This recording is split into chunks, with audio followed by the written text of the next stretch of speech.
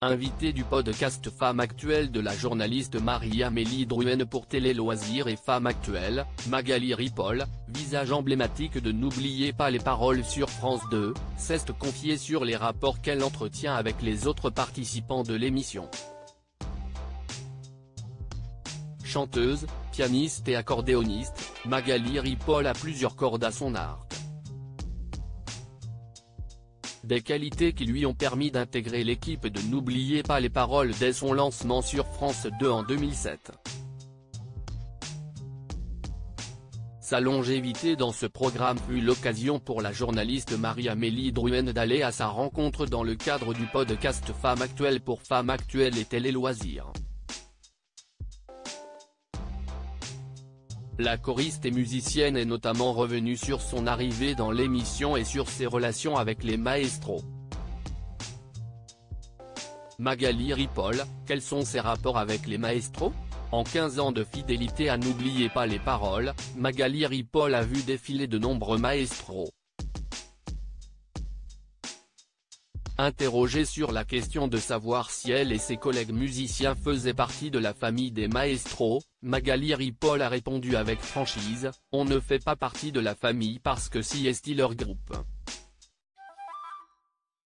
Ils ont leurs objectifs communs. Eux-mêmes se serrent les coudes dans ce sens, et ça forme une grande équipe et je pense que des affinités se sont créées. Mais nous avons des affinités aussi avec certains maestros que l'on a retrouvés en tournée. Donc, là aussi ça s'est très bien passé, si est chouette. Après, on n'a pas de lien d'intimité avec eux parce que ça reste aussi quand même un jeu. Ce n'est pas que du spectacle, si est aussi un jeu. Ils, les maestros, reviennent épisodiquement pour gagner de l'argent. Il ne faudrait pas qu'on prenne le risque d'être soupçonné de favoriser l'un ou l'autre, a-t-elle fait savoir.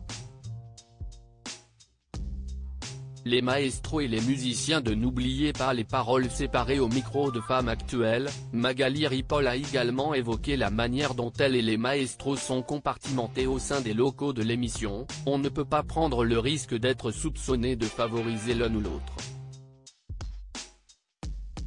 On est dans un bâtiment au rez-de-chaussée avec les loges des musiciennes et des musiciens un petit peu plus loin.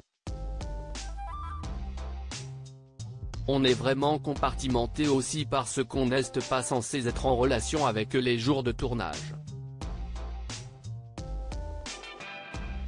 Mais sur les réseaux, on échange beaucoup, a-t-elle assuré avant d'ajouter, il y a une convivialité très forte quand on se retrouve et quand ils reviennent pour les fameux masters.